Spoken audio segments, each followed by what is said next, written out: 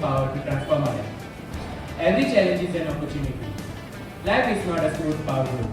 It is a mountain trail road filled with unexpected obstacles, steep climbs, and sudden storms. Today, I'm going to speak on a topic. Every challenge is an opportunity. Life is not always easy. At different stages, we all face challenges. For students, it may be difficult exam, fear of speaking on stage, pressure to score good marks and making mistakes. Sometimes we feel that challenges are like walls standing on our way. But if you look carefully, those walls can also become steps that help us rise higher. A challenge is not meant to stop us. It is meant to teach us something new. Waking up one morning and finding no trees around you, no birds singing, no fresh air to breathe, and no cool shade to rest under in a hot afternoon? Scary, isn't it? Today I'm going to speak on the topic Plant Today, Prosper Tomorrow. A tree is not just a plant, it is a silent hero. It asks for nothing but gives us everything. It gives us oxygen to breathe, food to eat, shelter to rest under, medicine to heal, and many countless homes for animals and birds. Have you ever noticed how a sculptor looks at a rough unshaped block of marble? They don't see a useless piece of stone. They see a masterpiece waiting to be revealed. Today, I stand before you to talk about a similar kind of transformation, how every challenge we face is in reality a hidden opportunity. Life is a journey filled with hurdles, failures, and unexpected detours. Instead of panicking or asking why is this happening to me only, during difficult times, we should shift our perspective to gather countries from all over the world. People speak different languages, follow different cultures, and belong to different nations, but they all share one passion: football. FIFA World Cup teaches us many valuable lessons, such as teamwork, discipline, hard work, and never give up. Today, I am here to speak on topic Good manners never go out of style. Let me begin with a simple question. Have you ever smiled at someone who helped a friend or said thank you and made them happy? It may look simple, but it makes very big differences. These simple actions are called good manners. What are good manners? Good manners are a simple and polite way in which we behave with others. How many of you have ever read a book that you could not stop reading? Today, I am here to speak on the topic, reading a window to the world. We all have windows in our homes. When we look through them, we can see trees, roads, people, and the beautiful world outside. In the same way, books are like windows to us. They allow us to see much bigger world filled with knowledge, adventure, history, science, and imagination. This is why reading is rightly called a window to the world.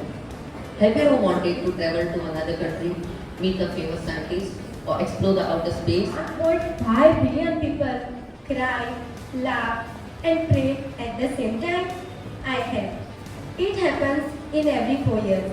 It happens during the FIFA World Cup.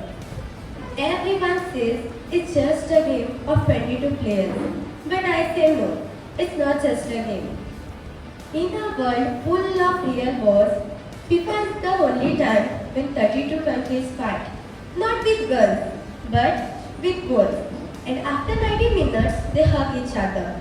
For those 90 minutes, there is no rich, no poor, no big countries. Or Imagine a world where everything is easy. No failure, no difficulty, no obstacle. It has sounded wonderful. But in such a world, there would be no inventors, no champions, no heroes, or no success story. Today, I stand before you to speak on a topic. Every challenge is an opportunity. Life is never meant to be easy. Every one of us faces challenges every day. So Mother Teresa, I stand before you not as a queen or a leader of the nation, but as a simple servant of humanity. I was born far away in North Macedonia, but my heart found its true home on the streets of Kolkata, India. Many years ago, I heard a call within my heart to leave my quiet classroom and step out into the slums. if we were left completely in the dark? I, Thomas Edison, born in Ohio in 1847 and grew up to become one of the greatest inventors in history. As a child, I was deeply curious and loved to figure out how things worked, even though I struggled in school. Because of this, my mother pulled me out of formal classes and taught me at home. I'm Mary. I was born on March 1st, 1983 in the rural background of a village, Kamchai in Manipur. Growing up in a poor tribal family, life was incredible. My parents were hardworking Jew farmers, and as the eldest child, I spent my early days helping in the field, fetching water, and taking care of myself. Extreme poverty. No money for fancy training gears. Even worse, gender bias. But inside me, being a hit of a pet. I love all kinds of things. I'm the voice that sang for India. People call me the Nightingale of India and the Queen of Melody. But before all the titles to me, I was just a little girl from Indore who loved to sing and found a home in music. I was born on 28th of September 1929 to Srimati Shivanti and Sri Pandit Dinanath Mangeshkar, a family who is deeply rooted in music. My father was a classical singer and a theatre artist. My mother, Shivanti, was strong and silent. Music was all around me in my breath. I started learning classical music at the age of 5. I was born on 27 June 1880 at Alabama. I was a healthy baby until I got a severe illness at 19 months old. Because of the sickness, I became deaf and blind. I had a frustrating childhood life, unable to communicate. My parents hired Miss Anna Sullivan, a graduate from the Pampton School for Blind. I eventually learned to communicate and speak with the help of Miss Anna Sullivan. I was born in Punjab into a family that loved the nation more than comfort and freedom more than life itself. As a child, I did not think of toys or riches. I dreamt of a free India and India where every citizen could breathe their nation. I am Dr. APJ Abdul Kalam, proudly known as the Missile Man of India and the People's President. I was born in the small town of Rameswaram in Tamil Nadu and named as Abul Pakir Jainuddin Abdul Kalam. Even some of my famous words are light in my darkness, the world I live in, and optimism. You can learn about me from autobiography, the story of my life. Can you guess who I am? Yes, you guessed right. I am Helen Adams Keller. Born on June 27th in the year 1880 in Tuscumbia, Alabama. At just 19 months old, I lost both my sight and hearing. I am a daughter and I am a warrior. I am Manikarnika, lovingly called as Manu even as a little girl. I love riding horses, practicing sword fighting, and learning the art of courage. People believe that bravery only belongs to men. I choose to prove that courage has no gender. After I became a queen of Jhansi, I faced many hardships when my husband passed. I felt very happy today to see quite a big number of participants, and at least in my presence, it is for the first time such a competition is organized.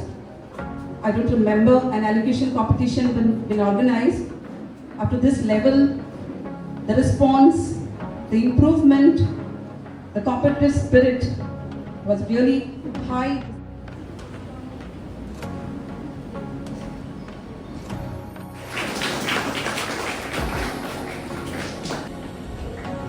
A pleasure listening to each one of you participants today.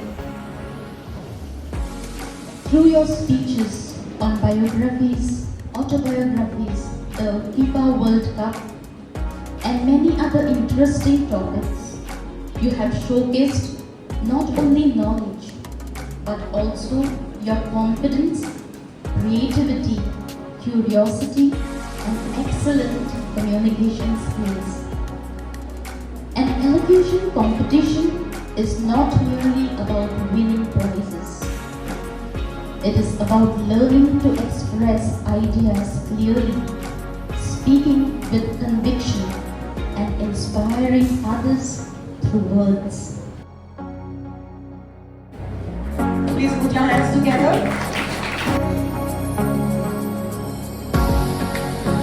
Please put your hands together for all the prize winners in the senior category. Come on, students, show them energy.